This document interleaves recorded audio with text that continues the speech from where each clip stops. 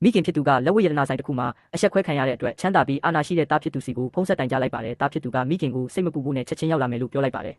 ဆိုင်မှာရှိတဲ့အယောင်ဝန်ထမ်းကမိခင်ဖြစ်သူကိုဆက်လက်အနိုင်ကျင့်ပြီးဆိုင်ထဲမဝင်စေရဘူးလို့ပြောဆိုနေပါတယ်တားဖြစ်သူကစိတ်ဆိုးဒေါသထွက်ပြီးအလုပ်ကိစ္စတွေကိုပြစ်ထားခဲ့ကဆိုင်ကိုတွားဖို့ပြင်ဆင်ပါတယ်တားဖြစ်သူရဲ့အတွင်းရေးမှူးကအလွန်အရေးကြီးတဲ့ငွေကြေးပမာဏဘီလီယံတန်ဖိုးရှိတဲ့စာချုပ်ချုပ်ဖို့အတွက်အလုပ်ရှင်တွေရောက်နေကြောင်းပြောပါတယ်ဒါပေမဲ့တားဖြစ်သူကမိခင်ဖြစ်သူအဆက်ကွဲခံရတဲ့ကိစ္စကိုပိုလေးထားပြီးအဲ့ဒီစာချုပ်ကိုချက်ချင်းဖျက်သိမ်းဖို့အမိန့်ပေးလိုက်ပါတယ်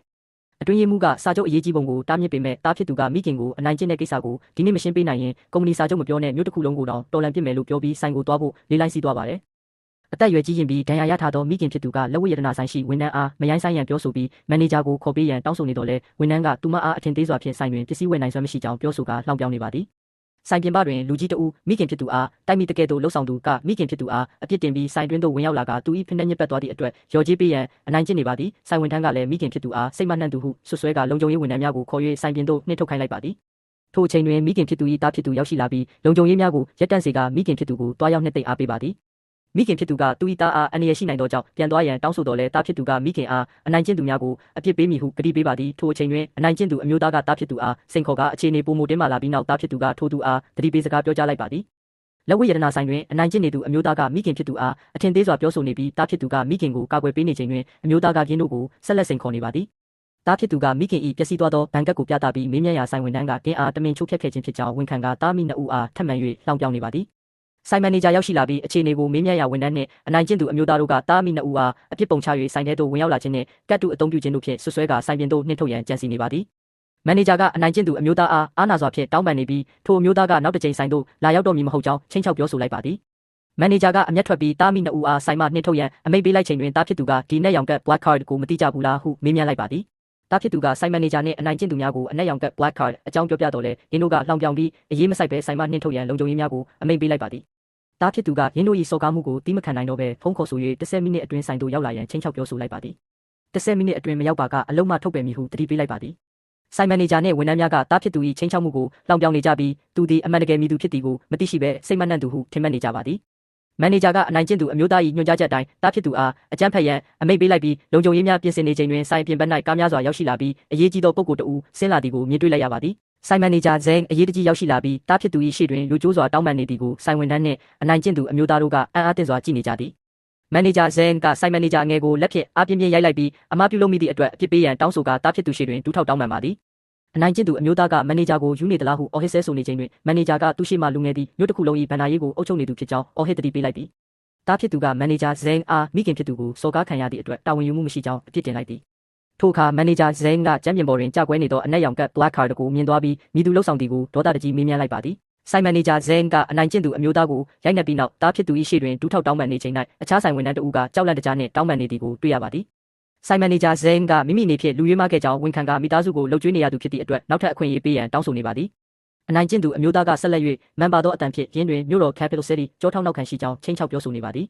တားဖြစ်သူကမန်နေဂျာဇိန်အားရင်း၏အမိန့်3ချက်ဖြစ်သည့်တဲ့အနိုင်ကျင့်သူအမျိုးသား၏ဘဏ်အကောင့်အားလုံးကိုအမြန်ဆုံးအေးခဲထားရန်နှင့်ရင်း၏ကုမ္ပဏီနှင့်ငွေကြေးဆိုင်ရာဆက်သွယ်အားလုံးကိုဖျက်တောက်ရန်နှင့်3နေမဝင်ခင်တွင်ရင်းအားဒေဝါလီခံစေရန်အမိန့်ပေးလိုက်ပါသည်တားဖြစ်သူကသူမိခင်အားအနိုင်ကျင့်ခဲ့သူများကိုအပြစ်ပေးရန်အမိန့်3ချက်ထုတ်ပြန်လိုက်ပြီးပထမအချက်အနေဖြင့်အနိုင်ကျင့်သူ၏ဘဏ္ဍာရေးကိုနေမဝင်ခင်အပြီးပိုင်ဖျက်တောက်ပြီးဒေဝါလီခံစေရန်နှင့်ဒုတိယအချက်အနေဖြင့်ဆိုင်ဝန်ထမ်းများကိုမြို့မှထွက်ခွာစေရန်အမိန့်ပေးခဲ့သည်အနိုင်ကျင့်သူများနှင့်ဝန်ထမ်းများမှာကြောက်လန့်တကြားဖြစ်ပြီးတောင်းပန်နေကြသည်ထို့နောက်သားဖြစ်သူကတတိယအချက်အနေဖြင့်မိခင်ကိုစော်ကားခဲ့သည့်လက်ဝတ်ရတနာဆိုင်ကိုအရင်ဆုံးဖြိုဖျက်ရန်အမိန့်ပေးလိုက်သည်ထိုအမိန့်တိုင်းဆိုင်အားဆက်ရန်လျာကြီးဖြင့်ဖြိုဖျက်လိုက်ပြီးနောက်သားဖြစ်သူကမိခင်ကိုကားပေါ်တင်ဆောင်ကထွက်ခွာသွားသည်မိခင်ဖြစ်သူကသားဖြစ်သူအတွက်စိုးရိမ်ပြီးပြဿနာတက်မိကိုစိတ်ပူနေသည်တားဖြစ်သူကမိခင်ကိုစိတ်မပူရန်နှစ်သိမ့်ပေးပြီးယနေ့တွင်ကြုံတွေ့ခဲ့ရသောအဖြစ်အပျက်ကြောင့်စိတ်ထိခိုက်သွားသောမိခင်အားဘေးကင်းလုံခြုံသည့်နေရာသို့ပို့ဆောင်ပေးလိုက်ပါသည်တားဖြစ်သူကရင်မောင်းအားမိခင်ကိုလုံခြုံစွာပို့ဆောင်ရန်နှင့်အဆောက်များကိုလည်းအစများစွာတိုးမြင့်က24နာရီလုံခြုံရေးချထားရန်အမိန့်ပေးလိုက်ပါသည်တားဖြစ်သူအလုပ်သို့ပြန်ရောက်သောအခါအတွင်းရေးမှူးကကုမ္ပဏီအတွက်အရေးကြီးသော Capital Conglomerate စာချုပ်ကိုရုပ်သိမ်းလိုက်သည့်အတွက်ပြဿနာကြီးမားလာကြောင်းတင်ပြလာပါသည်စာချုပ်ဖျက်သိမ်းမှုကြောင့် Capital Conglomerate မှကိုယ်စားလှယ်များကစိတ်ဆိုးဒေါသထွက်နေကြပြီးရင်းတို့မိသားစုအပေါ်အကြီးအကျယ်စော်ကားမှုဖြစ်သည်ဟုယူဆနေကြပါသည်အတွင်းရေးမှူးကတားဖြစ်သူထံသို့လာရောက်၍ရင်းတို့၏စီးပွားရေးလုပ်ငန်းကိုတိုက်ခိုက်ရန် Cloud City ရှိရှေးကြဆုံးမိသားစု3စုနှင့်ပူးပေါင်း၍အစီအစဉ်များပြုလုပ်နေကြောင်းတင်ပြပါသည်ထို့ပြင်ယနေ့တားဖြစ်သူ၏အရေးယူမှုခံခဲ့ရသော Richie Goldman နောက်ွယ်တွင် Capital Conglomerate ဒေတာဆိုင်ရာဌာနခွဲမှကြောထောက်နောက်ခံပြုထားကြောင်းပြောကြပါသည် Capital Conglomerate မှရင်းတို့၏စီးပွားရေးလုပ်ငန်းများကိုလုံးဝပိတ်ပင်လိုက်ကြောင်းအတွင်းရေးမှူးကထပ်မံတင်ပြရတာဖြစ်သူကရင်းတို့၏အထက်စီးဆန်သောလုပ်ရက်ကိုအထင်မြင်သေးစွာဖြင့်ရေမောလိုက်ပါသည်ထိုအချိန်တွင်ရုံးခန်းအတွင်းရှိဖုန်းမြည်လာပြီးအတွင်းရေးမှူးကအရေးကြီးသတင်းတစ်ခုကိုအမြန်ဆုံးအကြောင်းကြားလာပါသည် ရင်းတို့၏အဓိက offshore ဘဏ်အကောင့်3ခုမှာအမည်မသိအင်အားစုတစ်ခု၏တိုက်ခိုက်မှုတံကိုခံနေရပြီးငွေကြေးစီးဆင်းမှုမှာလည်းအတင်းအဓမ္မရပ်တန့်ခံထားရကြောင်းထို့ပြင်တောင်ပိုင်းရှိ9ခုသောထောက်ပံ့ပို့ဆောင်ရေးစင်တာများမှာလည်းပြဿနာနှင့်ရင်ဆိုင်နေရကြောင်းတင်ပြလာပါသည်ရင်းတို့၏လုပ်ငန်းကိုအမြင့်ဖြတ်ရန်စ조사နေကြကြောင်းနှင့်ရင်းတို့၏အသက်သွေးကြောဖြစ်သောလုပ်ငန်းလမ်းကြောင်းများပြတ်တောက်သွားပြီဖြစ်ကြောင်းအတွင်းရေးမှူးကစိုးရိမ်တကြီးတင်ပြပါသည်စီးပွားရေးလုပ်ငန်းရှင်ကအေးဆေးစွာပင်အမိန့်3ခုထုတ်ပြန်လိုက်ပါသည်ပထမဆုံးအနေဖြင့်ပြင်ပကွန်ရက်ကိုဖျက်တောက်ရန်နှင့်အဆင့်ကာကွယ်ရေးစနစ်ကိုဖွင့်လှစ်ရန်ဖြစ်ပါသည်ဒုတိယချက်အနေဖြင့်ကုမ္ပဏီ၏အမှုဆောင်ရာရှိအားလုံးကိုတတိပေးရန်ဖြစ်ပြီးအကယ်၍တစုံတစ်ယောက်ကရှယ်ယာများရောင်းချပါကအင်းအားမျိုးမှဘယ်တော့မှထွက်ခွာခွင့်မပြုတော့ကြောင်းပြောကြားခဲ့သည်ကုမ္ပဏီ၏ဝန်ထမ်းတဦးကအကယ်၍ငွေကြေးတစ်များမထည့်ဝင်ပါက48နာရီအတွင်းရပ်တည်နိုင်မည်မဟုတ်ကြောင်းစိုးရိမ်စွာတင်ပြလာပါသည်စီးပွားရေးလုပ်ငန်းရှင်ကလင်းတို့အားအလိုအတိုင်းလုပ်ခိုင်းလိုက်ပြီးအဲ့ဒီလိုမိုက်ယူရဲဆန်တဲ့သူတွေကလင်းတို့၏အကြံစီကိုဘလောက်အထိအတိုင်းအတာတစ်ခုအထိလှုပ်ဆောင်နိုင်မလဲဆိုတာစောင့်ကြည့်မိဟုပြန်လည်ပြောကြားလိုက်ပါသည်စီးပွားရေးလုပ်ငန်းရှင်တဦးကသူ့လုပ်ငန်းအပေါ်တိုက်ခိုက်မှုများကိုစောင့်ကြည့်နေပြီးရန်သူများ၏လှုပ်ဆောင်ချက်များကိုစိတ်ဝင်စားစောင့်ကြည့်ရန်ပြောကြားလိုက်သည်ကုမ္ပဏီအမှုဆောင်ရာရှိများကလုပ်ငန်း၏အခြေအနေမှာအလွန်ဆိုးရွားနေကြောင်းပြိုင်ဘက်များကငွေကြေးအမြောက်များသုံးကတင်းတို့လုပ်ငန်းကိုဖျက်ဆီးရန်ကြိုးပမ်းနေကြောင်းတင်ပြလာပြီးလုပ်ငန်းမှာဒေဝါလီခံရတော့မည်ဟုတတိပေးလိုက်သည်လုပ်ငန်းရှင်ကအေးဆေးတည်ငြိမ်စွာပင်ရန်သူများ၏တိုက်ခိုက်မှုကိုဆက်လက်ခွင့်ပြုရန်နှင့်ထိန်းသိမ်းရန်ရန်ပုံငွေမသုံးရန်အမိန့်ပေးလိုက်သည်အမှုဆောင်ရာရှိများကမူအဆိုပါဆုံးဖြတ်ချက်မှာမိုက်မဲကြောင်းပြောဆိုကလုပ်ငန်းမှထွက်ခွာသွားကြသည်ကုမ္ပဏီဝန်ထမ်းများနှင့်အမှုဆောင်ရာရှိများကစီးပွားရေးလုပ်ငန်းရှင်ထံသို့ရောက်ရှိလာပြီးလုပ်ငန်းများဒေဝါလီခံရတော့မည်ဖြစ်ကြောင်းပြောဆိုကယာတူးမှနှုတ်ထွက်ကြောင်းနှင့်အခြားသူထံတွင်ပုံမှုမြင့်မာသောလစာဖြင့်အလုပ်ဝင်မည်ဖြစ်ကြောင်းပြောကြားခဲ့သည်စီးပွားရေးလုပ်ငန်းရှင်ကမင်းတို့၏နှုတ်ထွက်မှုကိုခွင့်ပြုလိုက်ပြီးနောက်တမရကြရန်သာမှာကြားခဲ့သည်ထိုအချိန်တွင်အဖွဲ့အစည်းမှအမျိုးသားတဦးကရေမောလျက်စီးပွားရေးလုပ်ငန်းရှင်၏အခြေအနေမှာအဆုံးသက်ရောက်နေပြီဖြစ်ကြောင်းထပ်မံလောင်ပြောင်ခဲ့သည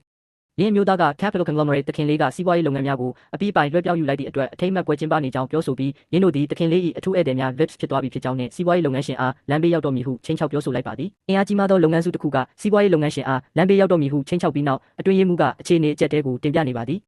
ည်အတွင်းရေးမှူးကမင်းတို့အားအနိုင်ကျင့်သူများကအထိမ်းအမှတ်ပွဲတစ်ခုသို့ဖိတ်ကြားထားပြီးစီးပွားရေးလုပ်ငန်းရှင်အနေဖြင့်ဒူးထောက်တောင်းပန်ရန်တောင်းဆိုထားကြောင်းသို့မဟုတ်ပါကအကျိုးဆက်များကြုံတွေ့ရမည်ဖြစ်ကြောင်းပြောကြားပါသည်ထိုအချိန်တွင်စီးပွားရေးလုပ်ငန်းရှင်၏လူယုံတဦးကဖုန်းဆက်လာပြီးမိခင်ဖြစ်သူတဲခိုနေသည့် Bayside Villa ကိုလူအင်အား100ခန့်ဖြင့်ဝိုင်းရံပိတ်ဆို့ထားကြောင်းရင်းမှာ Capital Conglomerate တခင်လေးကအမိန့်ပေးထားခြင်းဖြစ်ပြီးမိခင်ဖြစ်သူအားအတင်းအဓမ္မဖမ်းဆီးခေါ်ဆောင်သွားကလုပ်ငန်းရှင်အားဒေဝါလီခံစေရန်ဖိအားပေးမည်ဖြစ်ကြောင်းသတင်းပေးလာပါသည်စီးပွားရေးလုပ်ငန်းရှင်ကချက်ချင်းပင်အမိန့်ပေးလိုက်ပြီးဗီလာကိုအသက်နဲ့လဲ၍ကာကွယ်ရန်နှင့်မြည်သူမဆိုကျူးကျော်လာပါကပြင်းပြင်းထန်ထန်တုတ်ပြန်ရန်မှာကြားကမိမိကိုယ်တိုင်လာရောက်နေကြောင်းပြောဆိုလိုက်ပါသည်စီးပွားရေးလုပ်ငန်းရှင်တဦးကလင်းဤမိခင်တဲခိုနေသည့်ဗီလာသို့အမြန်ဆုံးမောင်းနှင်ရောက်ရှိလာပြီးဗီလာအားဝိုင်းရံထားသောလူမိုက်အဖွဲ့ကောင်းဆောင် Black Wolf အားတကားဖွင့်ပေးရန်အမိန့်ပေးလိုက်ပါသည် Black Wolf ကစီးပွားရေးလုပ်ငန်းရှင်အားလောင်ပြောင်ပြီး Capital Conglomerate တခင်လေးကမိခင်ဖြစ်သူအားအတင်းအဓမ္မဖမ်းဆီးခေါ်ဆောင်သွားရန်နှင့်စီးပွားရေးလုပ်ငန်းရှင်အားဒေဝါလီခံစေရန်အမိန့်ပေးထားကြောင်းပြောဆိုလိုက်ပါသည်မိမိမိခင်ကိုဖမ်းဆီးရန်ကြံစီသည်ကိုကြားလိုက်ရသောစီးပွားရေးလုပ်ငန်းရှင်သည်ဒေါသအလွန်ထွက်သွားပြီး Black Wolf လေပင်ကိုချက်ချင်းပင်ဖမ်းဆုပ်ကပြင်းထန်စွာတုံ့ပြန်လိုက်ပါသည်စီးပွားရေးလုပ်ငန်းရှင်တဦးကမိမိမိခင်အားအနိုင်ကျင့်ရန်စ조사သောလူမိုက်ဖွဲ့ကောင်းဆောင် Black Wolf အားလေပင်ကိုဖမ်းဆုပ်ကပြင်းထန်စွာတတိပေးစကားပြောကြားလိုက်ပါသည်အဖွဲ့ဝင်များကရင်းတို့၏ခေါင်းဆောင်အားကယ်တင်ရန်စ조사တော်လဲစီးပွားရေးလုပ်ငန်းရှင်ကရင်းတို့အားအနိုင်ယူလိုက်ပြီးအသက်ရှင်လိုပါကချက်ချင်းထွက်သွားရန်အမိန့်ပေးလိုက်ပါသည်လူမိုက်များထွက်ခွာသွားပြီးနောက်စီးပွားရေးလုပ်ငန်းရှင်ကသူ၏လူယုံအားအနားယူရန်ပြောကြားကမိခင်ဖြစ်သူထံသို့တွားရောက်ကြည့်ရှုပါသည်မိခင်ဖြစ်သူကတားဖြစ်သူတွင်ဒဏ်ရာရရှိထားခြင်းရှိမရှိစိုးရိမ်တကြီးမေးမြန်းပြီးအပြင်ဘက်ရှိလူများမှာမိသူမိဝါဖြစ်ကြောင်းစူးစမ်းမေးမြန်းရာတားဖြစ်သူကမိခင်စိတ်မပူစေရန်အတွက်လုပ်ငန်းဆိုင်ရာအသေးအဖွဲအငင်းပွားမှုများတာဖြစ်ကြောင်းပြောဆိုကနှစ်သိမ့်ပေးလိုက်ပါသည်စီးပွားရေးလုပ်ငန်းရှင်သည်မိမိခင်အားစိတ်မပူရန်နှစ်သိမ့်ပေးပြီးနောက်ကြန့်ရှိသောကိစ္စရပ်များကိုကိုယ်တိုင်ဖြေရှင်းမည်ဟုပြောကြားကဗီလာအတွင်းမှသမုတ်တရားကိုကြည့်ရှုနေပါသည်အတွင်းရေးမှူးကအခြေအနေများအကြောင်းစိုးရိမ်တကြီးဖုန်းဆက်မေးမြန်းရာစီးပွားရေးလုပ်ငန်းရှင်ကအေးဆေးတည်ငြိမ်စွာပင်ယနေ့ညတွင်ကျင်းပမည့် Capital Conglomerate ပွဲကျင်းပမည့်နေရာလိပ်စာကိုပို့ပေးရန်တောင်းဆိုလိုက်ပါသည်အတွင်းရေးမှူးကဘင်းနေရာသည်လုပ်ငန်းရှင်အားတစ္ဆာဖောက်ခဲ့သူများနှင့်ရန်သူများစုဝေးနေသည့်နေရာဖြစ်သောကြောင့်တွားရောက်ရန်အနေအများကြောင့်နှင့်ဘင်းတို့သည်လုပ်ငန်းရှင်အားအဆက်ခွဲရန်ပြင်ဆင်နေကြောင်းတတိပေးထားမြစ်ပါသည်သို့သောစီးပွားရေးလုပ်ငန်းရှင်ကအကြောက်တရားမရှိဘဲမိမိကိုယ်တိုင်ပြန်လည်တုံ့ပြန်ရန်အတွက်ကမ္ဘာစတော့ရှယ်ယာဈေးကွက်သို့တိုက်ရိုက်ချိတ်ဆက်နိုင်သည့်အဆင့်မြင့်ကွန်ပျူတာတစ်လုံးကိုအသင့်ပြင်ဆင်ထားရန်အမိန့်ပေးလိုက်ပါသည်ယင်းသည်ယနေ့ညတွင်ရန်သူများအားယင်းတို့၏စီးပွားရေးများကျဆင်းသွားသည်ကိုကိုယ်တိုင်မျက်ဝါးထင်ထင်မြင်တွေ့စေရန်အစီအစဉ်ဆွဲထားခြင်းဖြစ်ပါသည်စီးပွားရေးလုပ်ငန်းရှင်တဦးကယင်း၏ရန်သူများစုဝေးနေသည့်ပွဲတက်အခမ်းအနားတစ်ခုသို့ရဲရဲဝံ့ဝံ့ဝင်ရောက်လာပါသည်အခမ်းအနားတွင်ရှိသောယင်း၏ဝန်ထမ်းဟောင်းအချို့က Capital Conglomerate တခင်လေး Quinton ထံတွင်ခိုလုံနေကြပြီးလုပ်ငန်းရှင်ကိုလောင်ပြောင်ခဲ့ရကသူတို့၏လုပ်ငန်းရှင်ဟောင်းကိုစွန့်ပစ်ခွေဟုခေါ်ဆိုကအထင်သေးစွာပြောဆိုကြပါသည်လုပ်ငန်းရှင်ကဘင်း၏ဝန်ထမ်းဟောင်းများအားအရင်ကမြည်သည့်အခါမျှအခကြေးငွေနှဲပါစွာပေးခဲ့ခြင်းမရှိကြောင်းမေးမြန်းတော်လဲဝန်ထမ်းဟောင်းများကတခင်လေး Quinton ကတင်းတို့အားလစာ3စပေးထားကြောင်းနှင့်လုပ်ငန်းရှင်နှင့်အတူအလုပ်လုပ်ခြင်းမှာအကျိုးမရှိကြောင်းတုံ့ပြန်ပြောဆိုကြပါသည်နောက်ဆုံးတွင်တခင်လေး Quinton ကစကားဖြတ်ပြောလိုက်ပြီးလုပ်ငန်းရှင်အားအဆက်ခွဲရန်အတွက်ဒူးထောက်ခိုင်းလိုက်ပါသည်ရန်သူများကလုပ်ငန်းရှင်အားပိုင်ဆိုင်မှုလွှဲပြောင်းရေးစာချုပ်တွင်လက်မှတ်ထိုးရန်နှင့်ဒူးထောက်တောင်းပန်ရန်ဖိအားပေးနေပါသည်လုပ်ငန်းရှင်ကအင်အားဒူးထောက်ခိုင်းခြင်းအတွက်ရန်သူများအားစိန်ခေါ်ကတုံ့ပြန်လိုက်ပါသည်ရန်သူများကလုပ်ငန်းရှင်အားဖမ်းချုပ်ရန်ကြိုးပမ်းကြပြီးရင်း၏စီးပွားရေးလုပ်ငန်းများကိုအပြီးအပိုင်ဖျက်ဆီးပစ်မည်ဟုချိန်ချောက်လိုက်ပါသည်ထိုအချိန်တွင်လုပ်ငန်းရှင်၏အတွင်းရေးမှူးကအရေးကြီးသည့်ကွန်ပျူတာတစ်လုံးကိုယူဆောင်လာပြီးကမ္ဘာအဆင့်မြင့်ကွန်ရက်တစ်ခုနှင့်ချိတ်ဆက်ထားကြောင်းတင်ပြလာပါသည်ရန်သူများကကွန်ပျူတာဖြင့်အွန်လိုင်းတိုက်ရိုက်လွှင့်ပြီးအကူအညီတောင်းမည်ဟုထင်မှတ်ကလောင်ပြောင်ရဲမောလျက်လုပ်ငန်းရှင်ကိုမြည်သူမျှမကယ်တင်နိုင်ကြောင်းအထင်သေးစွာပြောဆိုလိုက်ပါသည်ရန်သူလူငယ်ကလုပ်ငန်းရှင်အားယနေ့တွင်မြည်သူမျှမကယ်တင်နိုင်တော့ကြောင်းလောင်ပြောင်ပြောဆိုလိုက်သည်လုပ်ငန်းရှင်ကအေးစစ်တည်ငြိမ်စွာပင်ရင်း၏မိသားစုလုပ်ငန်းရပ်တန့်သွားပြီဖြစ်ကြောင်းတတိပေးပြီးကွန်ပျူတာဖြင့်အလုပ်ဆက်တင်လုပ်ဆောင်သည် ရန်သူများကလုပ်ငန်းရှင်၏လုပ်ရက်ကိုမယုံကြည်ဘဲလှောင်ပြောင်ရင်မောလျက်ကွန်ပျူတာဖြင့်မြည်တို့ပြုလုပ်နိုင်မည်ကိုစောင့်ကြည့်ရန်ပြောဆိုသည်ရန်သူတဦးကလုပ်ငန်းရှင်၏ငွေကြေးပတ်လန်းမှာအရင်ကတည်းကပြတ်တောက်နေပြီဖြစ်ကြောင်းယုံကြည်စိတ်ချစွာပြောဆိုသည်လုပ်ငန်းရှင်က Dark Web Financial Center အဆင့်မြင့်အာဏာကိုအသုံးပြုပြီးရန်သူတို့၏အရေးကြီးဆုံးငွေကြေးရင်းမြစ်ဖြစ်သည့် Overseas Leverage Funds ကိုတိုက်ခိုက်ရန်ပြင်ဆင်နေသည်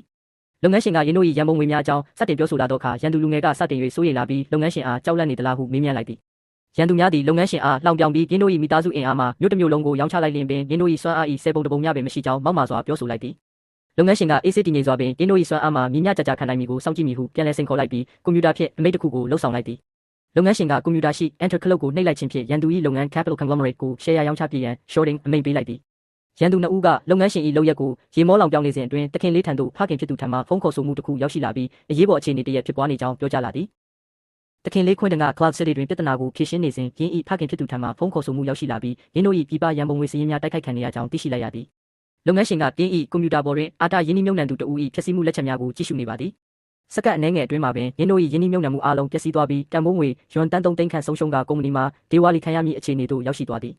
တခင်လေးခွင်းတန်သည့်အခြေအနေများကိုသိရှိပြီးနောက်တုံ့လောက်ချောက်ချသွားပြီးသူ၏လက်အောက်ငယ်သားများကလည်းအံ့အားသင့်လျက်ရှိနေကြသည်လုပ်ငန်းရှင်ကရင်းတို့အားအခွင့်အရေးပေးခဲ့တော်လဲရင်းတို့ကိုယ်တိုင်ကမိုက်မဲစွာဖြင့်ပျက်စီးမှုကိုဖိတ်ခေါ်ခဲ့ခြင်းဖြစ်ကြောင်းပြောကြားကာအေးစစ်တည်ငြိမ်စွာပင်တုံ့ပြန်လိုက်ပါသည်အရင်ကမောက်မာခဲ့သူများသည်ယခုအခါလုပ်ငန်းရှင်အားဒူးထောက်ကအမှားများကိုဝန်ခံပြီးတခင်လေးခွင်းတန်ကအတင်းအကျပ်ခိုင်းစေခဲ့ခြင်းဖြစ်ကြောင်းတောင်းပန်နေကြသည်လုပ်ငန်းရှင်ကရင်းတို့အားအခွင့်အရေးတစ်ကြိမ်ထပ်မံပေးရန်တောင်းဆိုတော်လဲလုပ်ငန်းရှင်ကအရေးမစိုက်ဘဲအချိန်နှဲငယ်သာကြံတော့ကြောင်းပြောကြားလိုက်သည်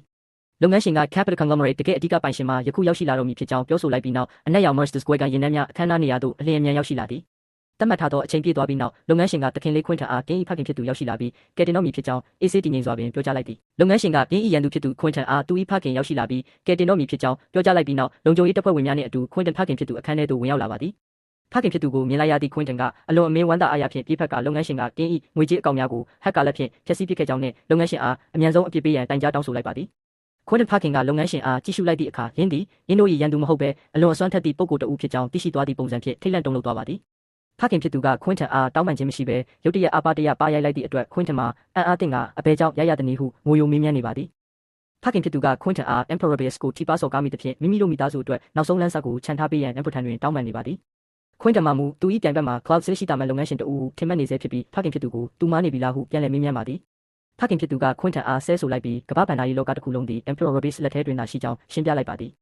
ခွင်းတန်စီးပွားရေးလုပ်ငန်းပိုင်ဆိုင်မှုများသည့် Emperor အတွက်ဘာမှမဟုတ်ကြောင်းနှင့် Emperor တခုံပြောယုံဖြင့်မိသားစုတစ်ဆက်စုစာကိုပင်ပြာကျသွားစေနိုင်ကြောင်းဖခင်ဖြစ်သူကတတိပေးလိုက်ပါသည်ခွင်းတန်မိသားစု၏ဖခင်ဖြစ်သူကရင်းတို့၏ရန်သူသည်အလွန်အစွမ်းထက်ကြောင်းနှင့်အမားကိုပြင်ဆင်ရန်အခွင့်အရေးတောင်းဆိုနေသည်လုပ်ငန်းရှင်ကခွင်းတန်ကိုအထင်သေးစွာပြောဆိုပြီးနောက်ရင်း၏အမားကိုဝန်ခံခြင်းမှာကံကောင်းကြောင်းပြောကြားလိုက်သည်ဖခင်ဖြစ်သူကရင်းတို့၏လှုပ်ဆောင်ချက်များကိုဝမ်းနည်းကြောင်းပြောကာစာချုပ်ကိုပယ်ဖျက်ပြီးပိုင်ဆိုင်မှုတစ်ဝက်ကိုပေးအပ်ရန်ကမ်းလှမ်း၍ခွင့်လွှတ်ပေးရန်တောင်းပန်နေသည်လုပ်ငန်းရှင်ကအဆိုပါစာချုပ်သည်အရေးမပါကြောင်းနှင့်ရင်းတို့မိသားစုအပေါ်အရင်ကတနာ၍သာပေးခဲ့ခြင်းဖြစ်ကြောင်းယခုအခါတွင်မူရင်းတို့သည်ဘာမှတောင်းဆိုခွင့်မရှိတော့ကြောင်းပြန်လည်ပြောဆိုလိုက်သည်နောက်ဆုံးတွင်လုပ်ငန်းရှင်ကခွင်းတမိသားစုသည်ရင်း၏မိခင်အားစိတ်အနှောက်အယှက်ဖြစ်စေခဲ့ခြင်းနှင့်ရင်းအားတားဆီးရန်ကြိုးပမ်းခဲ့ခြင်းအတွက်အပြစ်ပေးရမည်ဖြစ်ကြောင်းပြတ်သားစွာပြောဆိုလိုက်သည်